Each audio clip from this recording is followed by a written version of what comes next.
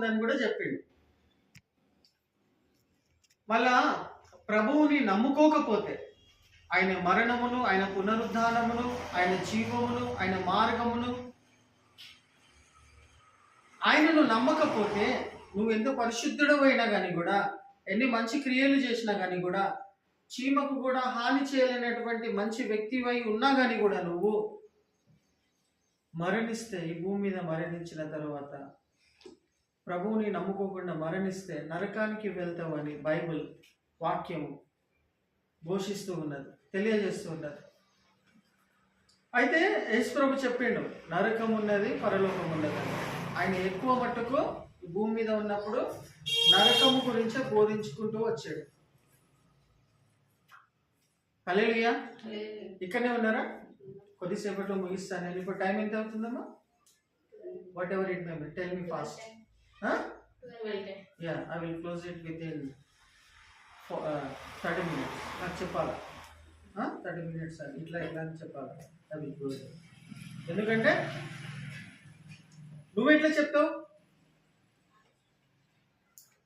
నరకం ఉన్నది అని యేసు ప్రభు చెప్పిన మాట నువ్వు నమ్ముతున్నావు, పరలోకం ఉందని యేసు ప్రభు చెప్పిన మాట నువ్వు నమ్ముతున్నావు, కానీ నీ కళ్ళారా చూసినావా?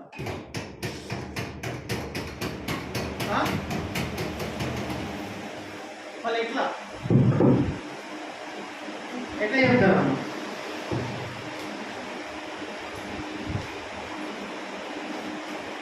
యేసు ప్రభువుని, ఆయన మరణమును, పునరుద్ధానమును,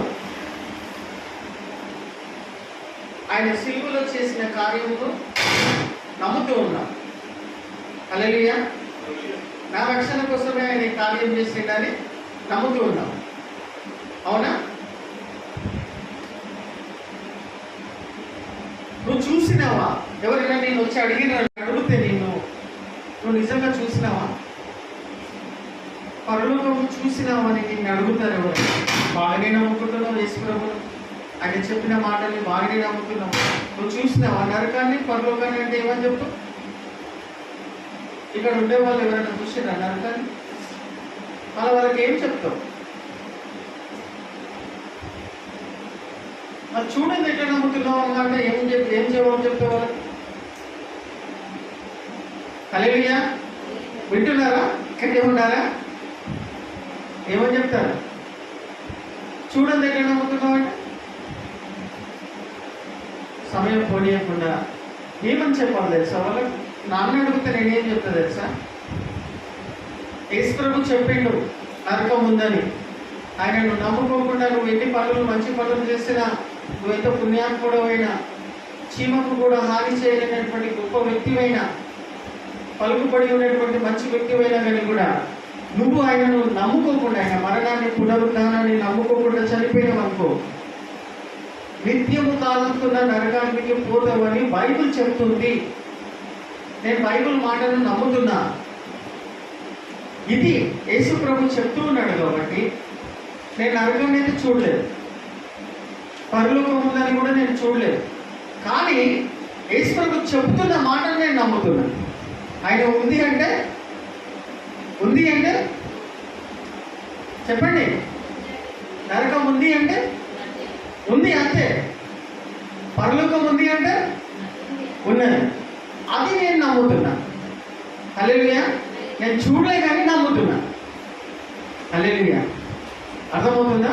ఆయన చెప్పిన మాట ఇప్పటి వరకు భూమి మీద ఆయన ఉన్నప్పుడు చెప్పిన మాటలన్నీ కూడా అక్షరంగా ఇప్పటి వరకు జరుపుకుంటూ వచ్చినాయా కాలేదా?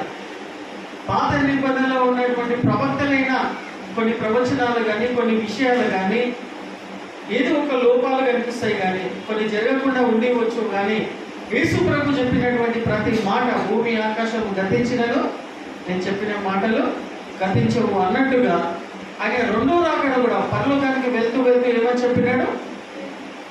మళ్ళా తిరిగి రెండవసారి నేను మిమ్మల్ని అందరినీ తీసుకెళ్ళడానికి, పరలోకానికి తీసుకెళ్ళి పరలోకంలో చేర్చడానికి నేను వస్తా అంటే రెండవ రాకడ ఉన్నదా లేదా? ఆయన చెప్పిన ఈ మాట జరుగుతుందా లేదా? నమ్ముతున్నరా?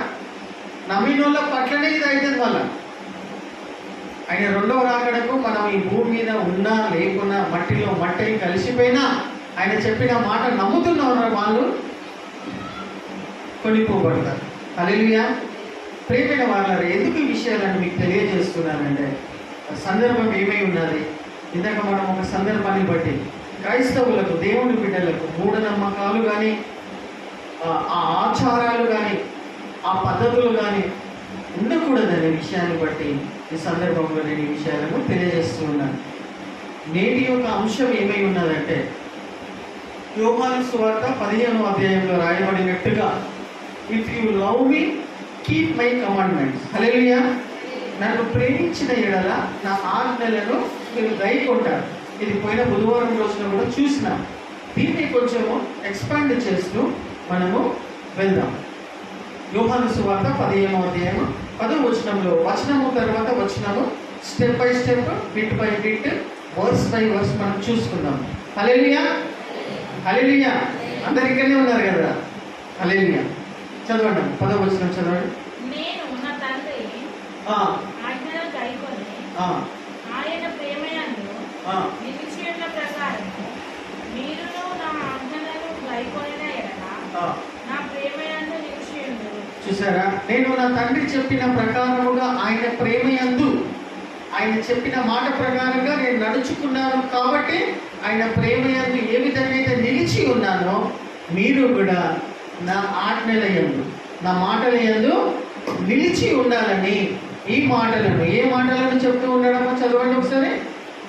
మీ యందు నా సంతోషము ఉండవలెననియో, మీ సంతోషము పరిపూర్ణము కావాలననియో ఈ సంగతులను మీతో చెప్పుచున్నాను. ఏ సంగతులు చెప్తూ ఉన్నాడు? మీ యందు నా మాటలను, మీ సంతోషము పరిపూర్ణము కావాలననియో ఈ మాటలను నేను చెప్పుచున్నాను అని అంటున్నాడు. ప్రియమైన వాళ్ళారా, నా సంతోషము మీ యందు పరిపూర్ణము కావాలి. ప్రభు ఇచ్చే సంతోషము మీ యందు, మన లోపల ఎట్లా పర్ఫెక్షన్లోనికి, పర్ఫెక్ట్ చేయబడి పరిపూర్ణం అవుతుంది. ఎన్నో కారణాలు ఉన్నాయి. నువ్వు దేవుని దగ్గర నుండి ఏదైతే కోరుతూ ఉన్నావో, ప్రియమైన వాళ్ళారా, నువ్వు ప్రార్థిస్తున్నది, నువ్వు అడుగుతూ ఉన్నది, నువ్వు దేవుని దగ్గర నుండి కోరుతూ ఉన్నది, అది నువ్వు పొందుకున్నప్పుడు నీకు సంతోషము, కొద్దిపాటు ఆనందము, కొద్దిపాటు సంతోషము నీకు కలుగుతుందా లేదా? కలుగుతుంది. హల్లెలూయా. నువ్వు ప్రార్థించినప్పుడు దేవునికి నువ్వు ఏదైతే అడిగి ప్రార్థిస్తున్నావో అది నువ్వు పొందుకున్నప్పుడు నీకు సంతోషము, సమాధానము కొంచెం మట్టుకు కలుగుతుంది, పరిపూర్ణము. కానీ యేసుప్రభు ఇక్కడ ఏం చెప్తుండు? నా సంతోషము మీ యందు పరిపూర్ణమగునట్లు. దేవుడిచ్చే సంతోషం ఒకటి ఉంటుందా? ఉంటున్నట్టేనా? నా సంతోషము మీ యందు పరిపూర్ణలోనికి రావాలి. దేవుడిచ్చే సంతోషం ఎట్లా ఉంటుంది? ఏముండొచ్చు అంటే ఇక్కడ యేసుప్రభు చెప్తున్నాడు అంటే తన బిడ్డల యందు ఆయన ఆనందం పరిపూర్ణమవుతుందంట. హల్లెలూయా. దేవుడిచ్చే ఆనందము నీ లోపల పరిపూర్ణం అవుతుందంట. ఏమై ఉండొచ్చు?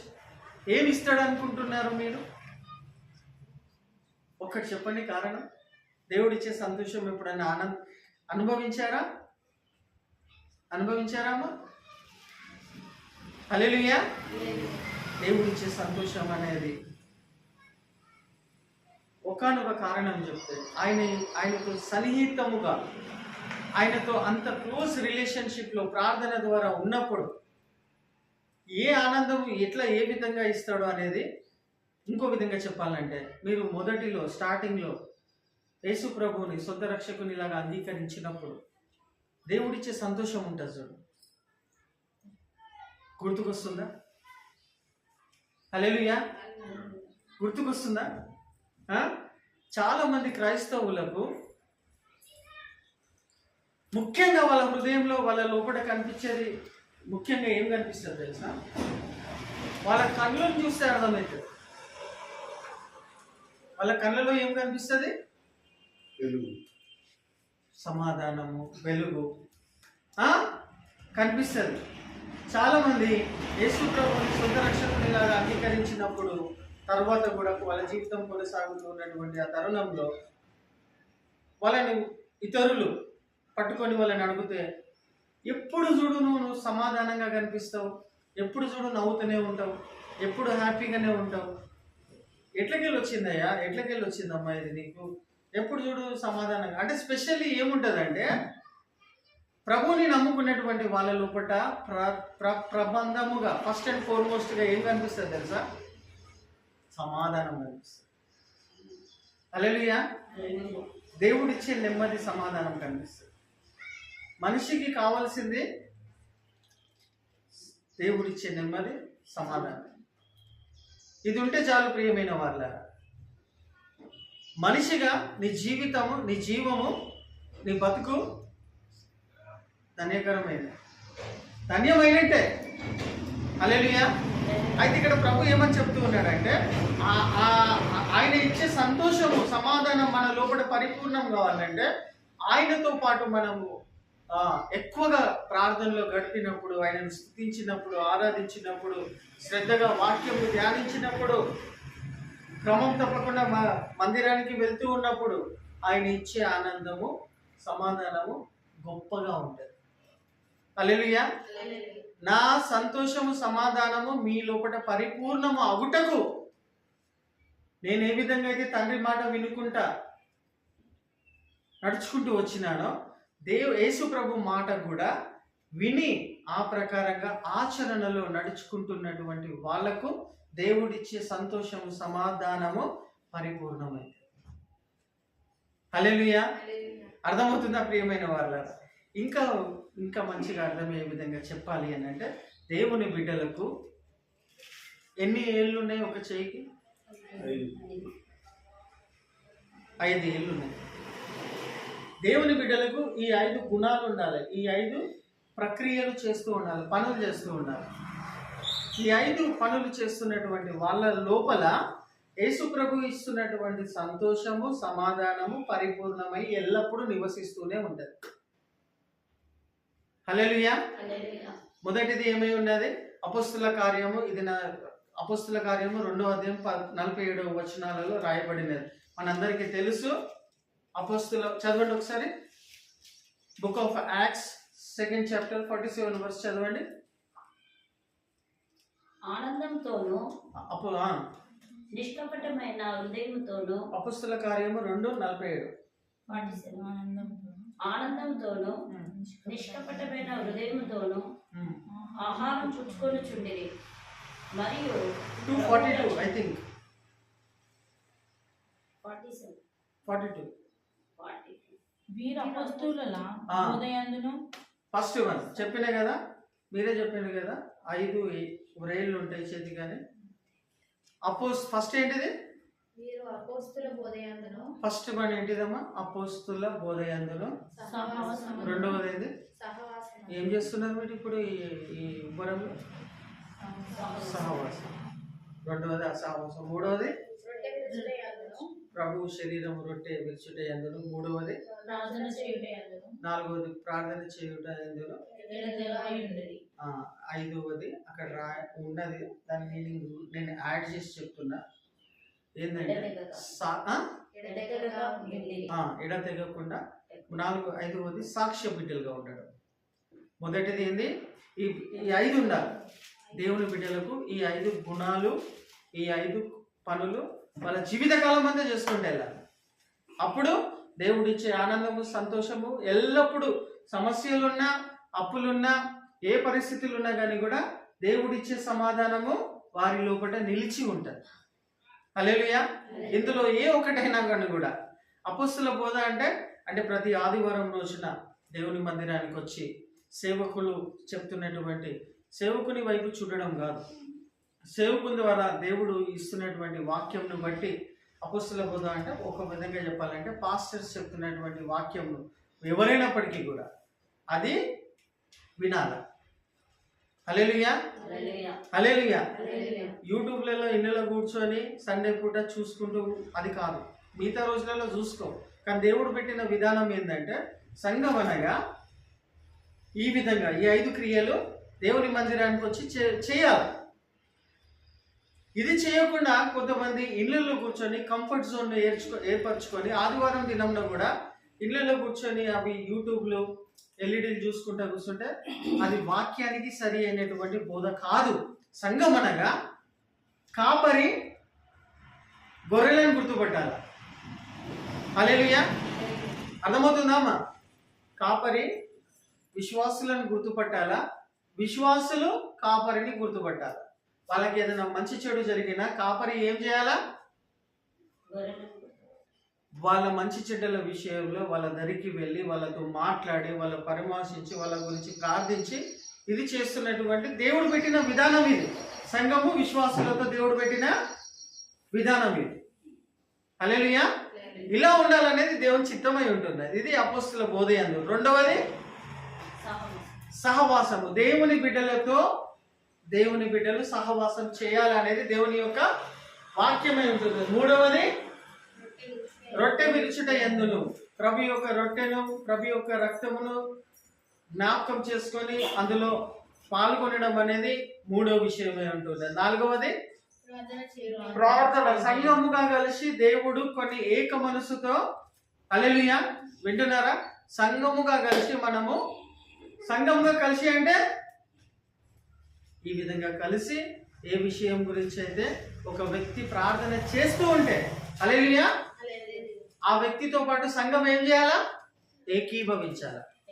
ఏదైతే అడుగుతూ ఉన్నాడో, ఏదైతే ప్రార్థిస్తూ ఉన్నాడో మనం కళ్ళు మూసుకొని ఆ ప్రార్థన వైపు శ్రద్ధ చూపిస్తూ అవును ఆమెనని ఏకీభవిస్తూ ఉండాలి. హల్లెలూయా, చాలా అంశాలు ఉన్నాయి వీటి గురించి చెప్పాలంటే.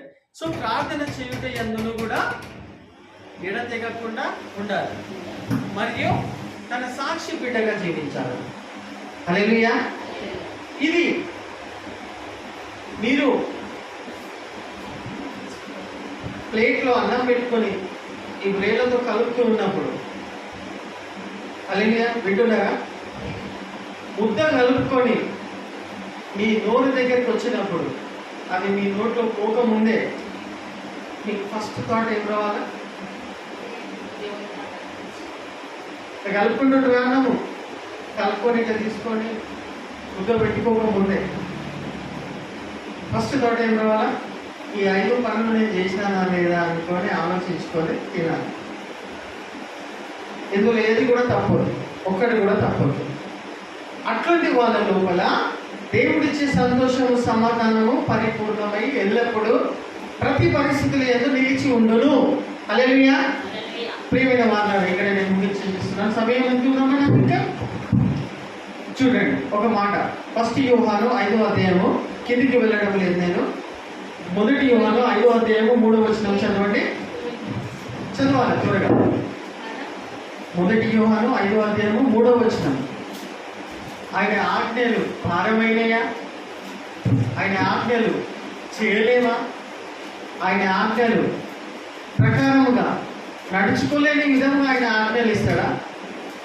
1 యోహాను 5వ అధ్యాయము 3వ వచనం చదవండి. మనము ఆయన ఆజ్ఞలను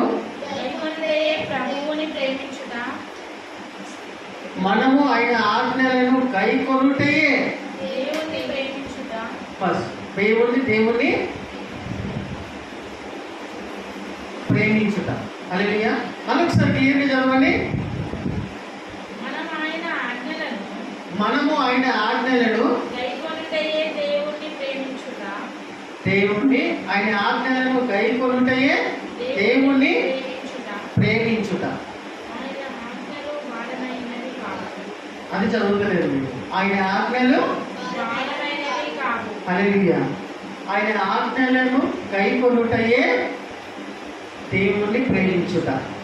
ఇది అండర్లైన్ చేసుకోవాలి మీరు.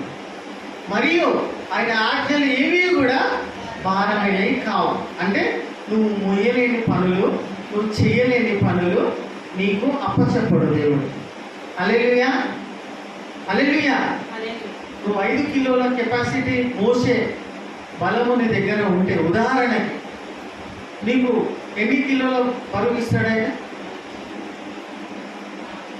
6 నీ నమ్మకం, నీ విశ్వాసం. 4 ఇస్తాడా, 3 ఇస్తాడా, 4.5 ఇస్తాడా, లేకపోతే 5 కిలోలే ఇస్తాడా? That is your faith. నాకు ఇంతే ఇస్తాడా అంటే నీకు అంతే అవుతుంది. It depends on your faith. అంటే ఆయన ఆజ్ఞలు ఏమంటుంది వాక్యము? చెప్పాలా? భారమైనవి కావు.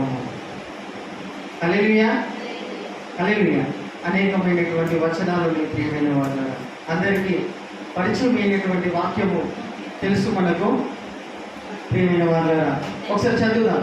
ఈ యొక్క మాటల యొక్క విషయాలను నేను 3 చెప్పేసి ఇప్పటి వరకు 2 చెప్పిన 3వది చూడండి. 1 Thessalonians 5th chapter 17th verse. అంటే దేవుని బిడ్డలకు క్షమించే గుణం ఉండాలి. హల్లెలూయా, హల్లెలూయా. ఏముండాలా? క్షమించే గుణం. ఏముండాలా? చదవండి త్వరగా. 5:17.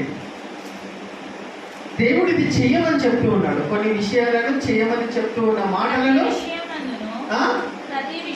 ప్రతి విషయమునందును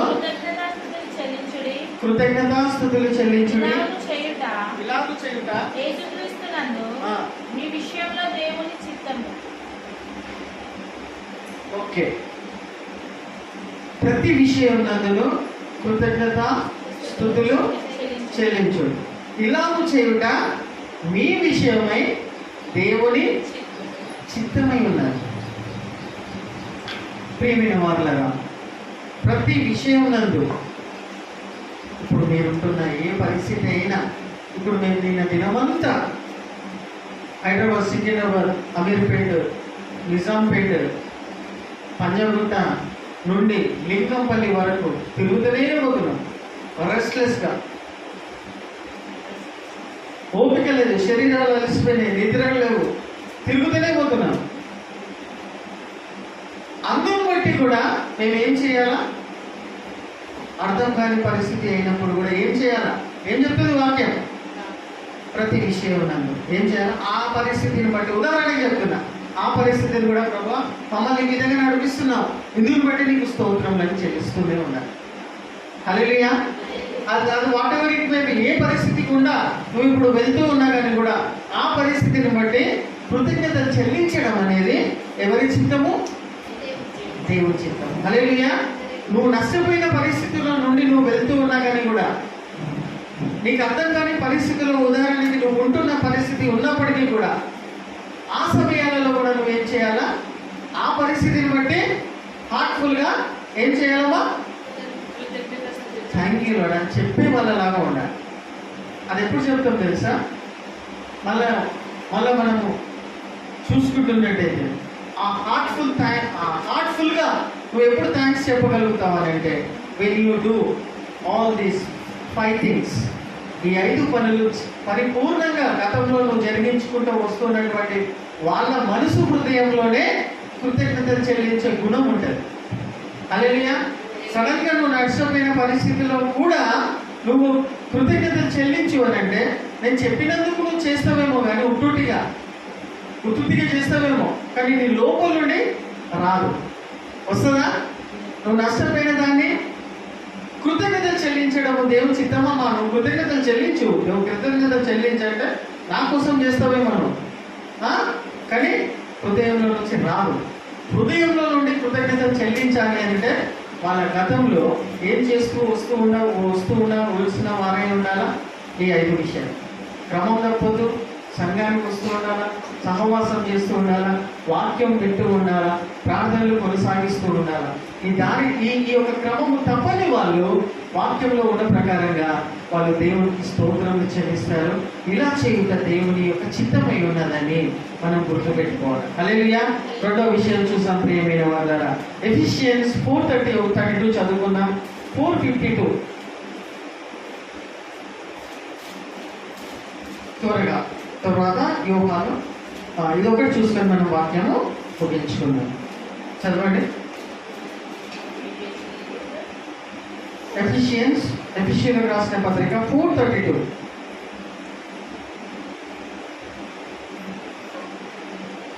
ఒకని ఎడల ఒకడు ఆ, దయగలిగి ఒకరి ఎడల ఒకడు దయగలిగి దయగలిగే కరుణ కరుణ హృదయములై కరుణా హృదయములై క్రీస్తునందు దేవుడు క్రీస్తునందు దేవుడు మిమ్మును క్షమించిన మిమ్మల్ని క్షమించిన ప్రకారం ప్రకారము ఆ. మీరును ఒకరినొకరు క్షమించుడి. హల్లెలూయా. క్రీస్తునందు దేవుడు మిమ్మల్ని క్షమించిన ప్రకారము మీరు కూడా ఒకరిని ఒకరు క్షమించండి. హల్లెలూయా. ఎట్లా క్షమించాలంట? మీ తప్పులను, మీ దోషములను, మీ అక్రమాలను, మీ పాపములను వ్యక్తిగతంగా నువ్వు చేసినటువంటి ఆ పనులను దేవుడు ఏ విధంగా అయితే క్షమించాడు? క్షమించిందా లేదా? క్షమించబడ్డావా? నువ్వు ఒప్పుకొని వదిలేస్తే క్షమించబడతావు, పశ్చాత్తాపంతో దేవుని దగ్గర అడిగితే ఎవరైనా దేవుడు వారిని క్షమిస్తాడు. క్షమించిందా లేదా?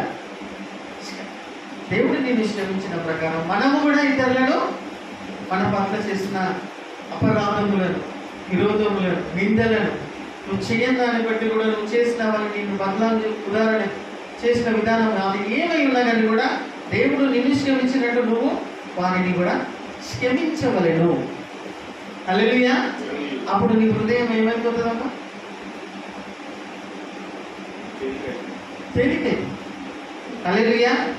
యథార్థంగా హృదయపూర్వకంగా క్షమించే గుణము, క్షమించగలిగితే హల్లెలూయా, ఇది కూడా దేవుని ఆజ్ఞయి ఉంటూ ఉన్నారు. చాలా ఉన్నాయి ప్రియమైన వాళ్ళ. ఇప్పుడు ప్రస్తుతానికి మన సంఘానికి నేను అనుకుంటున్నా ఏమేమైతే అవసరతలు ఉన్నాయో,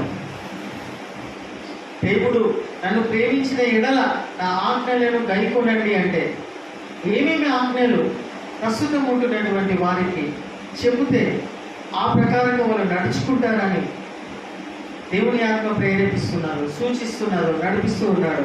అదే అవసరమనే ఉద్దేశంతో ఈ యొక్క వాక్యంలో నేను మీకు తెలియజేస్తున్నాను. అదేవిధంగా యోహాను సువార్త అది కంటిన్యూ చదవండి. అది చదువుకొని మనము ముగించుకుందాం. హల్లెలూయా. హల్లెలూయా. చదవండి మా నేను మిమ్మును ప్రేమించిన మన ప్రకారం కింద తన స్నేహితుల కొరకు తన ప్రాణము పెట్టువాడి కంటే ఎక్కువైన ప్రేమ గల వాడెవడూ లేడు. హల్లెలూయా. తన స్నేహితుల కోసము ప్రాణము పెట్టే స్నేహితుడు ఉంటే అంతకంటే గొప్ప ప్రేమ ప్రపంచంలో లేదు అని యేసుప్రభువే చెప్తాడు. నీ స్నేహితుని కోసం నువ్వు ప్రాణం పెట్టినావు అనుకో, అది ప్రేమ ఉంది కాబట్టి ఆ స్నేహితుడి మీద ప్రాణం పెట్టేసినావు. ఆ ప్రేమ కంటే గొప్ప ప్రేమ ప్రపంచంలో ఇంకేది లేదంటాడు యేసుప్రభు. అది స్నేహితుడి కోసం కావచ్చు, ఎవరి కోసమైనా కానీ కూడా అంతకంటే గొప్ప ప్రేమ లేదు అని చెబుతూ హల్లెలూయా. హల్లెలూయా చెప్తూ ఏమంటున్నాడు? చదవండి, చదవమా. నేను మీకు ఆజ్ఞాపించు వాటిని ఆజ్ఞాపించా. కొంచెం తెలుగులో చదవండి, సంస్కృతంలో కాదు. నేను మీకు ఆజ్ఞాపించు వాటిని ఆజ్ఞాపించిన వాటిని చేసిన చేసిన ఎడల ఎడల మీరు నా స్నేహితులై ఉండురు. హల్లెలూయా. ఎవరు చెప్తున్నారా ఈ మాట? నేను మీకు ఆజ్ఞాపించిన వాటిని చేసిన ఎడల. వినడము వేరే, విన్నది చేయడము వల్ల. చేయడం ఈజ్ వెరీ ఇంపార్టెంట్. హల్లెలూయా. నీ విశ్వాసాన్ని క్రియలలో చూపించడం అనేది చాలా గొప్ప విషయం. హల్లెలూయా. నేను మీకు ఆజ్ఞాపించిన విషయములను చేసిన ఎడల చేయాలి. చేసిన వాళ్ళని ఏమని పిలుస్తా అంటాడు దేవుడు? మీరు నా యు ఆర్ మై ఫ్రెండ్స్ అంటున్నాడు. హల్లెలూయా. సృష్టికర్త అయిన దేవుడు నేను ఏమని పిలుస్తూ ఉన్నాడు? Who is your best friend అని నేను ఎవరన్నా అడిగితే ఏమని చెప్తావమ్మా? నీ స్నేహితుడు ఎవరు? నీ స్నేహితుడు నిజమైన స్నేహితుడి పేరు చెప్పని నీకు ఎవరైనా వచ్చి మైక్ పట్టుకొని అడిగినారు అనుకో, ఏం చెప్తావమ్మా? నీ చిన్ననాటి స్నేహితులను గుర్తు తెచ్చుకుంటావు. అందులో ఇష్టమైన స్నేహితుడి పేరు చెప్తావా లేదా? ఉండరా లేదా? ఉంటారు. Who is your best friend అని అడిగితే నువ్వు చెప్తావా లేదా? కానీ దేవుని బిడ్డలు ఏమని చెప్పాలి? Who is your best friend అంటే ఏమంటావు? Hallelujah. Why? Jesus is my best friend అని ఎందుకు చెప్పగలుగుతావు? బికాస్ ఇందాక యేసుప్రభు చెప్పినట్టు ఒక వ్యక్తి కోసము ప్రాణం ఇచ్చినటువంటి ప్రేమ గొప్పది అంటున్నాడు. Because Jesus died for you. Hallelujah. యేసుప్రభు ఆల్రెడీ నీ కోసం ప్రాణం ఇచ్చేసాడు కాబట్టి he is your best friend. Hallelujah. Best friend అంటే ఏంటి? బెస్ట్ ఫ్రెండ్ దగ్గర ఏమైనా దాపరికాలు ఉంటాయా? అసలు ఫ్రెండ్ అంటే మీనింగ్ ఏంటి? స్నేహితుడు అంటే ఏంటి? అన్ని విషయాలు చెప్పుకోవడం, షేర్ చేసుకున్న వాళ్ళంటే ఉన్నలేని విషయాలన్నీ కూడా, అంతరంగంలో దాగున్న విషయాలన్నీ కూడా వాళ్ళకు చెప్పుకునే వాళ్ళనే ఏమంటారు? స్నేహం. హల్లెలూయా. స్నేహం అంటారు, ఫ్రెండ్షిప్ అంటారు దాన్ని. అవునా కదా? ఇప్పుడు Jesus is your best friend అని నువ్వు అంటున్నావు కదా, అంటున్నావా? మన జీసస్ తోటి నువ్వు ఏమైనా విషయాలు దాచిపెట్టుకుంటావా? నామకే వాస్తే అంటున్నావు ఈజ్ మై బెస్ట్ ఫ్రెండ్ అని. సృష్టికర్త అయిన దేవుడు తానే నీతో ఏమంటున్నాడు? మీరు నా స్నేహితులై ఉంటురు. ఎప్పుడు? నేను చెప్పినవి చేసినప్పుడు నేను మిమ్మల్ని ఏమని పిలుస్తా? స్నేహితులు అని. I will call you as my friends. Hallelujah. ఎప్పుడు? ఉట్టి మాటల్లో చొప్పున నువ్వు నా ఫ్రెండ్, యేసుప్రభు నా నిజమైన స్నేహితుడు అని చెప్పినంత మాత్రంగా అయిపోదు అక్కడ. నువ్వు అనుకుంటున్నావేమో కానీ యేసుప్రభు ఏం చెప్తున్నాడు? If you do these things I will call you as my best friend. Hallelujah. కాబట్టి ప్రియమైన వాళ్ళు ఏం చెప్పాలని ప్రయత్నం చేస్తున్నానంటే వాక్యంలో బట్టి బెస్ట్ ఫ్రెండ్తో ఏది కూడా దాచిపెట్టుకోము. Hallelujah. Everything we have to confess. Hallelujah. చెప్పుకోవాలా వద్దా? ఏం చేస్తున్నారు? We have to Jesus is my best friend అని ఒప్పుకున్నప్పుడు ఎవ్రీథింగ్ యూ హ్యావ్ టు ఆయన చెప్పుకోవాలి. హల్లెలూయా. హల్లెలూయా. కింద వచ్చిన ఒకటి చదవండి.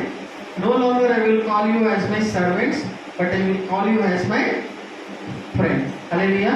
నేను నా దాసులని నేను పిలువను కానీ ఎరుగడు కనుక ఇక మిమ్మల్ని దాసులని పిలవక స్నేహితులని పిలుచుచున్నాను. ఎందుకనగా నేను నా తండ్రి వలన వినిన సంగతులన్నిటినీ. చూసారా? నేను నా తండ్రి సంగతులు విన్నాడంట. వినినవన్నీ కూడా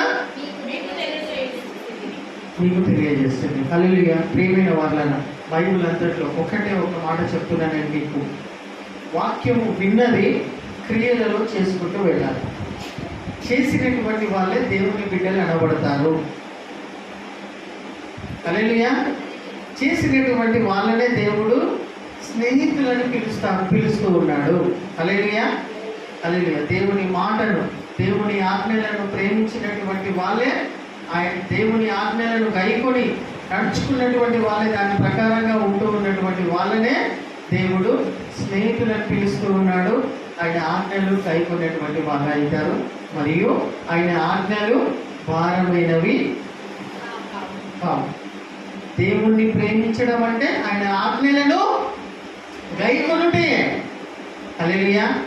కాబట్టి ప్రియమైన వారలారా, ఆయన ఆనందము మన లోపల పరిపూర్ణం కావాలంటే ఈ 5 విషయాలు దేవుని బిడ్డలు ఎప్పుడు కూడా వాళ్ళు భూమి మీద ఉన్నంత కాలము, ఉన్నన్ని దినాలు ఇవి మర్చిపోవు. వీటి నుండి దూరం కావు. వీటి నుండి దూరం అయినటువంటి వాళ్ళు ఆయన ఆజ్ఞలు ఉన్నారు, కైకొనేటువంటి వాళ్ళు కాదు. దేవుడి చేత వాళ్ళు స్నేహితులని కూడా పిలువబడరు. వాళ్ళు నామకే వస్తే క్రైస్తవులని పిలువబడుతూ తిరుగుతూ ఉన్నటువంటి వాళ్ళు అవుతారు. కానీ ఆయన ఆజ్ఞకు లోబడి నడుచుకునేటువంటి వాళ్ళ లోపల నేనిచ్చే సంతోషము సమాధానము, దేవుడిచ్చే సంతోషం సమాధానం వారి లోపల పరిపూర్ణమై ఉంటుంది. హల్లెలూయా. మనం లేచి నిలబడి మన బెస్ట్ ఫ్రెండ్ని ఒకసారి స్మరణ చేసుకుందాం. Jesus is your best friend అమ్మా. Jesus is your best friend. Hallelujah. యేసు ప్రభువే నా నిజ స్నేహితుడు. అవునా? యేసు ప్రభువే నా నిజ స్నేహితుడు. Hallelujah. Jesus is my best friend అని అనుకుంటూ ఉన్నటువంటి వాళ్ళు